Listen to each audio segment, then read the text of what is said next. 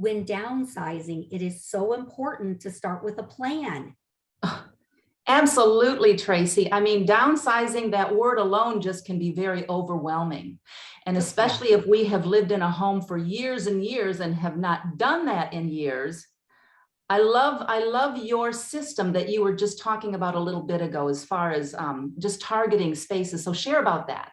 Yes. So the first thing that we need to do in establishing a plan is establishing the starting point.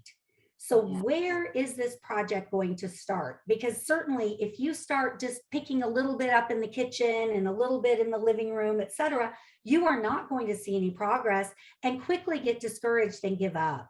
Totally, totally. So Yes. usually a client will pick a room to get started in. But we've had issues where in certain offices, there can be boxes and boxes of paperwork that is just overwhelming to a person. So Right. one tip, Patty, that we've come up with is create a painter's tape cross in the area that you want to start in, and take a Okay. string out 24 inches and go in a circle around that. And that is your first zone to get into to sort. Absolutely. That is so smart, because then once you've done that, you have a sense of accomplishment. You do. And it's like we say, inch by inch, it's a cinch, Yes. right? Yes. And you can become an expert on how to dispose of paper, because paper can be shredded if it's financials that are, sensitive, or fire pit. You can just, if you're having a Friday night bonfire, you can put some in there. You get very creative how to get rid of this paperwork. Absolutely. That's great. That's great. So after the plan is kind of set up and started, then sorting needs to happen to say, what are we keeping? What are we letting go? And what is the first step that you always recommend to clients? Well, the first step I always recommend is, first of all, we have to figure out, what are we going to be taking to the next location? That's Right. number one. We've got to fit the next location with the client's accessories and their furniture and things. That would be number one. And then I would say number two is, the family comes in and takes out what they're going to take. Is that how you do it?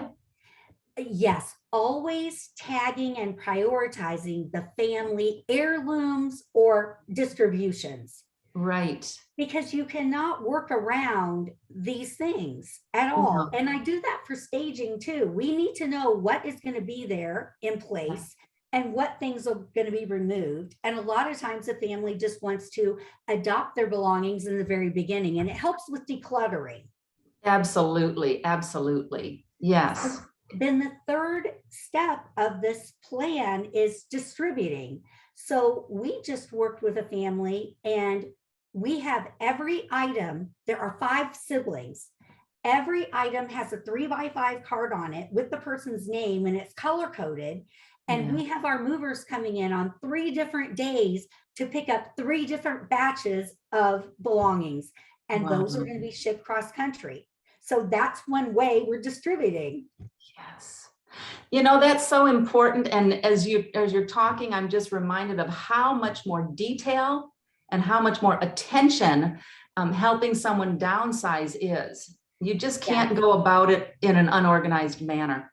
Absolutely. And I know you and I agree, the best outcomes are those that are planned and very intentional. And then you make sure that you feel, a special bond with the things you're taking forward because you've really thought about it.